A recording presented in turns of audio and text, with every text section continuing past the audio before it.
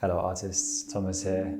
Today I'm going to be going through 5 things I wish I knew when I started painting. So to give a tiny bit of context to this video, I am going to be talking particularly about my practice in oil painting, but you can also apply this to pretty much any kind of artistic, you could say, journey that you're going on yourself, because the principles that I'm talking about generally apply to art practice. So the first point might seem a little bit of an obvious one, but that is actually how long it was. I wish I knew how long it would take to actually get good at painting. This is something that I only recognize now actually, because when I started oil painting, it was my foundation year just before I went to university. So I already had a couple of years of experience acrylic painting when I did my A-levels, because I started using acrylic paint the first time ever when I was in year 12 in the UK, first year of A-levels. So I realized I was actually quite a confident drawer already. My drawing skills were not too bad. For some reason, I was quite decent at mixing color straight away, so color wasn't too much of a problem for me. But this actually put me in I think a position that was too comfortable. I wouldn't say arrogant, because I just didn't really know much and I was still learning, but I don't think I realized just how far I had to go until, I feel like only now things are starting to click in my practice when it comes to producing the imagery that's inside here and coming up with creative ideas that I feel like, are convincing. Maybe that's a good word to use. So I guess what I'm saying is, after I kind of had my introduction to oil painting in my foundation, I started to look at other oil painters more in depth. And then by kind of exposing myself to contemporary artists that I absolutely loved, such as Adrian Guiney as a painter, or going back to looking at more old traditional painters such as Joaquin Sorolla, you realize just when you study these people in detail and try and maybe replicate their works to learn from them, you just realize how far away you are from them. Because, one kind of stage of your development is to be able to copy and replicate someone else's work. And this can be you can either do it very well, and kind of after that, it's like, okay, what can I take from that artist to use in my own work? But the copying is kind of only the first stage, because you don't really become your own artist just by copying. It's about, as I said, taking elements from that copying, and then how do you use that in your own creative process? And that is what takes so bloody long. Really, to be honest, developing your own style and processes, that's kind of what I want to put forward to all those starting. It's going to take time, it's going to take hard work, and don't get too comfortable, even if you understand drawing and color quite well. And that kind of leads into my second point, which is not to worry about style too much. So I feel like style is something which is very much emphasized, particularly on the internet and within the social media realm today, because to develop a style is essentially to develop a brand, and then when you develop a brand, it's easier to sell yourself as an artist. Now, in terms of my brand or my style, I feel like now, I graduated from university in 2018, so it's almost been 3 years since I graduated. I only feel like I'm just starting to click when it comes to style now, and I've developed kind of my process and my painting technique to a degree which I'm starting to become satisfied with. So it's taken me years and years and years to kind of develop my process enough that I'm kind of now comfortable with my material. I can produce what is kind of coming out of my head, basically, because having an idea in your head and putting it onto the canvas is sometimes two different things, and sometimes it doesn't translate very well. But my years of kind of looking at abstract and realism, I became obsessed with this idea of abstract versus realism and using elements of both in my work in university. And only just now, as I said, 2021, almost more than 3 years after my, or almost 3 years, I guess, since my graduation, now I'm just starting to kind of understand what my style is. But what I have done is many different kind of experimental paintings. I've done realism stuff, I've done completely abstract stuff, I've done even more illustrative stuff. I've studied stills from films. I've copied, of course, other artists' work, such as Guiney and Sorolla that I was talking about, to get all of these different ideas, and then you start to combine things, and then slowly a style emerges. So don't worry so much about a style. just work hard. Now for the third point, this is sticking with one medium. I mention it again and again in my videos, but because I mentioned experimentation, I've actually done a little bit of experimentation by going back to acrylic paints in my university degree. I also even tried out things with such as like pastels. I can't remember if I was interested in ink at one time, but my advice is once you find a medium that you enjoy, stick with that medium. The reason is once you have kind of a focus on one medium, of course you can pour more and more hours into it rather than if you spread your time across other things.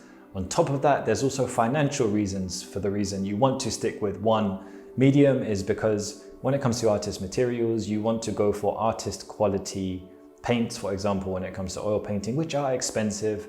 And if you're going for art, unless you just have a big bank account and you can buy artist quality materials for everything, then that's great for you, experiment away. But for a lot of people to have, you know, £200-300 worth of paints for a palette, which is what it can be sometimes when you're buying artist quality paints, you need to kind of build that up. So if you're spreading yourself out across lots of different materials, then the quality of those materials are going to be not, of course, all artist quality materials. So it's kind of decrease the value of your materials and could possibly affect the quality of your work. Now, if you are sticking with one medium, you can build yourself up to kind of an artist quality collection of materials to work with, if that makes sense. So, for example, I'm an oil painter. If I'm starting off with student paints, I wouldn't worry so much about titanium white, brown umber, or the more dull colors, but I'd be looking to build up my palette in terms of artist quality colors when it comes to maybe like ultramarine blue, lemon yellow, cadmium red, those kind of brighter or vivid pigments.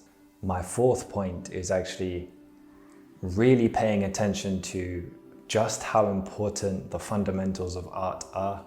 I think as modern art students, because the fundamentals of art, whether it be, we've all heard about color values, depth, shape, composition, and so on. But to really pay attention to them and have more of a traditional understanding of them, I feel like is so important even when it comes to the realm of contemporary art. It doesn't matter if you're interested in hyperrealism or abstraction. These kind of fundamental things that you need to understand about, let's just say, shape and color and whatever to create depth with shadow and light and all of these different things is so important to, I guess, develop at a faster rate. Because, for example, when I started creating abstract textures and abstract shapes for my work and kind of designing them within a digital realm beforehand, one of the things that I wasn't doing was really paying attention to depth, color contrast and stuff. And early on, I guess, in my oil painting experimentation, when I'm kind of creating these abstract shapes and textures, a lot of them lacked form. Number one, because I wasn't paying attention to really the light and the shadows, so the values.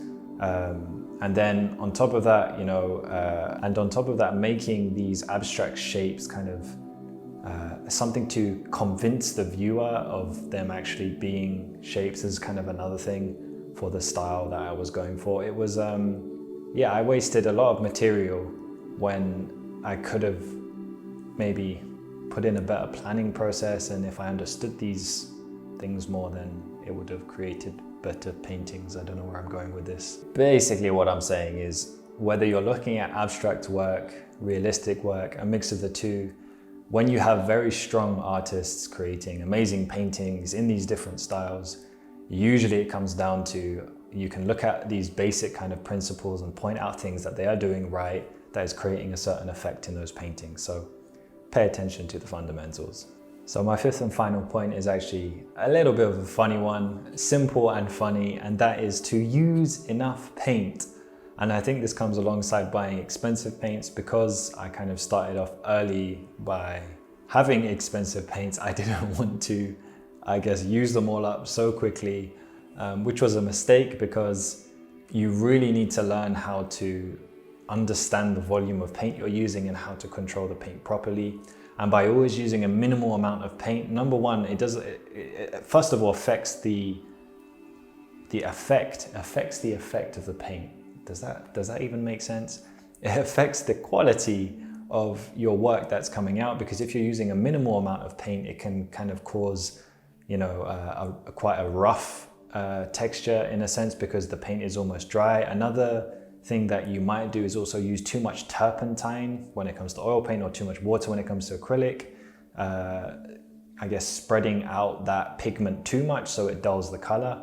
Not using enough paint can also dull the color when it dries, because there just isn't enough pigment there to retain the colors that you're using. So I guess this is just a quick point, but you need to practice when you're mixing colors. Try and mix more of that color rather than just mixing a little bit at a time, and then just putting a tiny bit on. You want to mix a big bulk of that color and get nice, big, thick brush strokes on.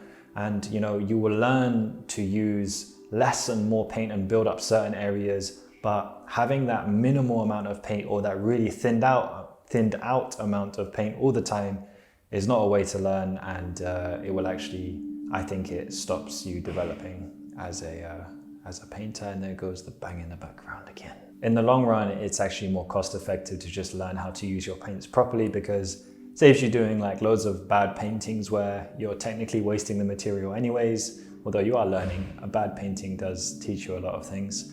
But yeah, just in the long run, you're gonna be able to use the paint properly anyway, so you might as well learn sooner rather than use all this material, do all of this work, which could be of a higher quality, and just use up the paints and just use enough paint. That's my point. So those are my 5 things I wish I knew when I started painting. For those who are interested in oil painting, I would also pay very close attention to stand oil, linseed oil, and liquid as mediums. Mediums is something I was not too aware of and was a bit stubborn just using oil paint by itself, but it can make a huge change to your practice and the way that you use paint. So pay attention to those. And with that, please tell me what you wish you knew when you started painting in the comment section below, or you can DM me on Instagram as usual. I wish you all the best for your artistic endeavors. And who is my awkward? Goodbye.